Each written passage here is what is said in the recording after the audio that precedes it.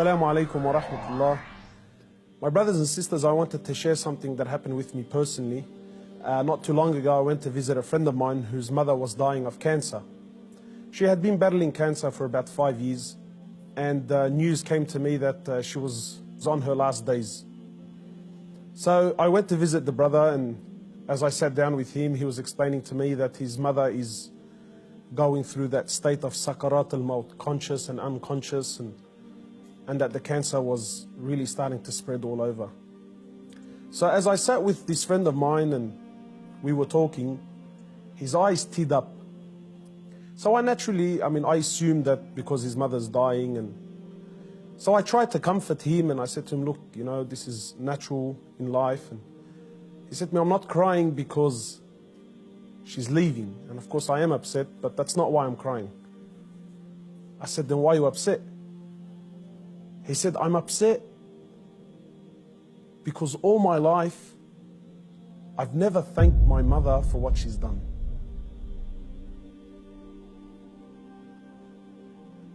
And honestly, I can't explain what happened to me when he said these words, you know.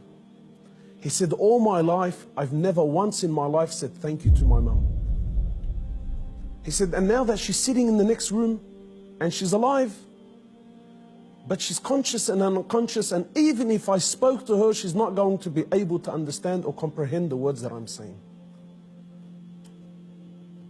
And wallahi, my brothers and sisters, this really affected me.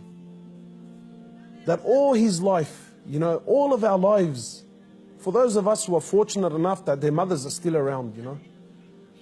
My mum has been there all my life, never failed me once, and never once have I ever come to her and just said thank you. And not one of those thank yous with some flowers, and that's a good thank you, but those really deep thank yous. You know, that thank you that if she left me now, I've told her and I've thanked her from the depths of my heart. Wallahi, my brothers and sisters, I haven't been able to forget this.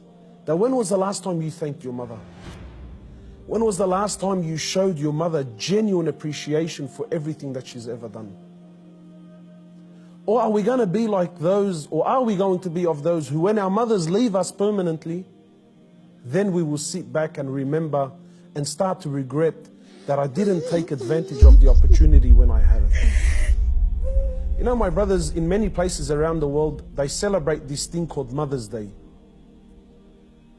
And it breaks my heart because in Islam, in truth, Mother's Day is every day.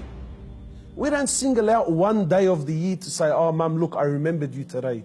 But rather, we're ordered by Allah and His Prophet, more or less, to remember our mothers on a daily basis. A man came to the Prophet of Allah and he says to him, O Prophet of Allah, and many of us get this hadith wrong. He says, O Prophet of Allah, who is most deserving of my kind treatment? He says to him, your mother. He says, then whom? He said to him, your mother. He said to him, then whom?